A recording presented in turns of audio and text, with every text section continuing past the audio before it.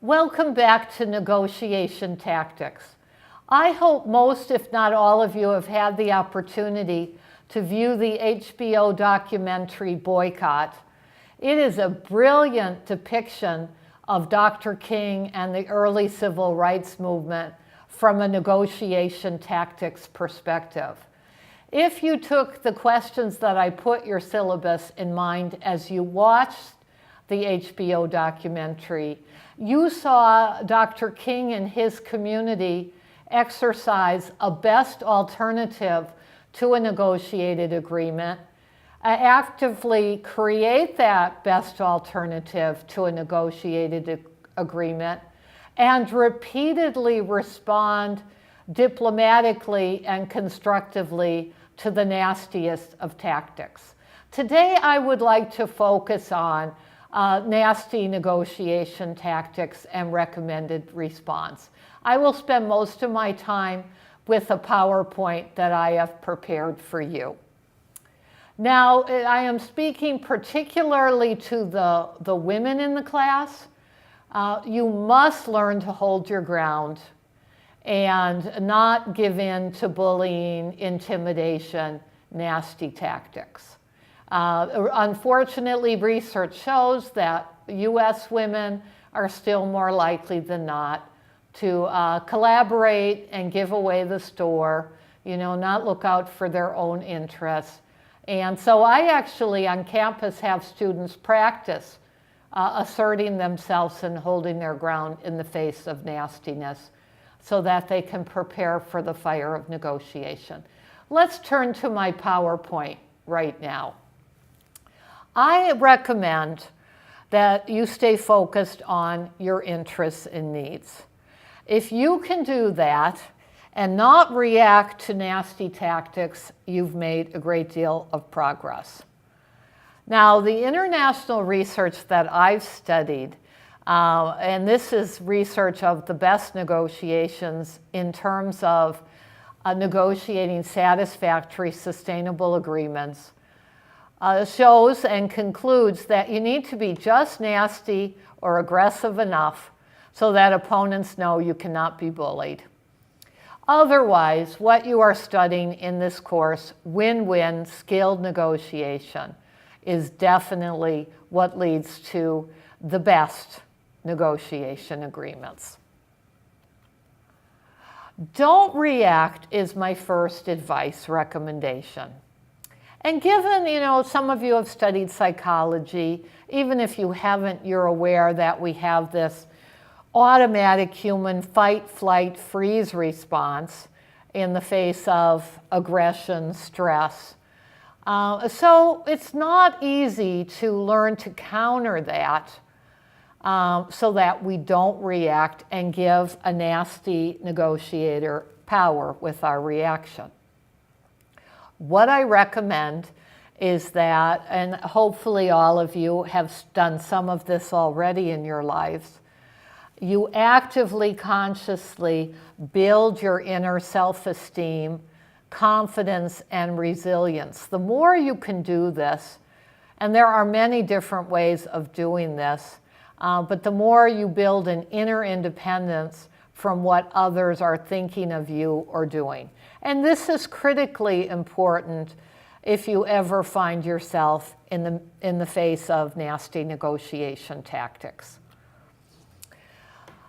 Some of the ways you can learn to stay centered in the fire of conflict is through using your breath. I don't know if any of you are meditators, but paying attention to your breath, consciously relaxing your body and mind.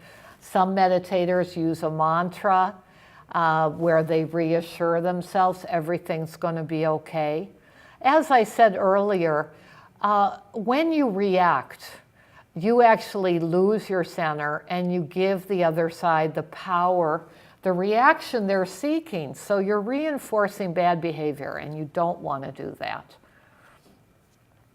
Now, in law school, I had my first negotiation class, and I learned the hard way about the power of silence and doing nothing. I was the only woman in my law school class, And the male students in my class had no problem experimenting with all the range of nasty tactics, laughing at me, ignoring me, eating food sloppily in front of me. And I truly did not know how to respond, so I did nothing. And I learned that by doing nothing and staying silent, actually, I thought I had another slide here. Let me go back. That by doing nothing and being silent, my classmates could not resist talking and giving me invaluable information. So if nothing else, just do what I did in law school. Now, what you saw in the HBO documentary Boycott is Dr. King and the Civil Rights Movement best alternative to a negotiated agreement.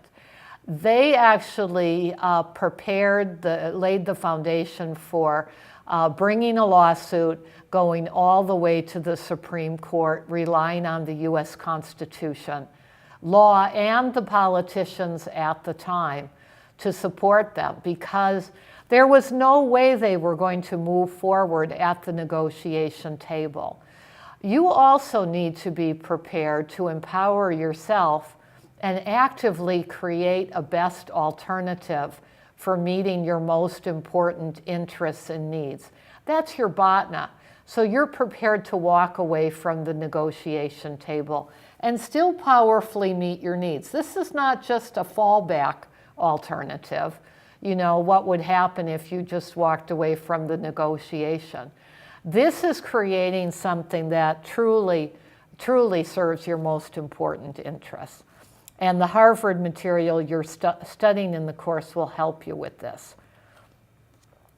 In order to create a best alternative, you must get in the habit of exploring many options before you choose a best alternative.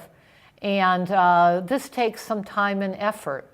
You need to identify what your most important interests and needs are, and what options need to be potentially created, actively created to satisfy these interests and needs.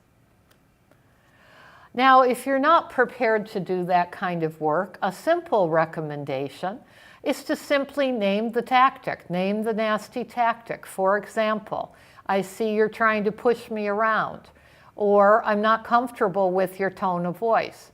Most people are disarmed by this, what some would call negotiation jitsu, and I have found it works repeatedly in the face of nasty tactics. Now, games theory actually has helped us understand the optimal response to nasty tactics. And what you saw Dr. King and his community do again and again at the negotiation table exemplified what is called forgiveness math, or generous tit for tat. Actually, computer programming was used to identify this optimal negotiation tactic. What you do is, in the face of nasty tactics, you extend an olive branch. You do not react tit for tat to the nasty tactic with nastiness of your own. You actually give the other negotiator an opportunity to transform their nasty tactics to win-win tactics.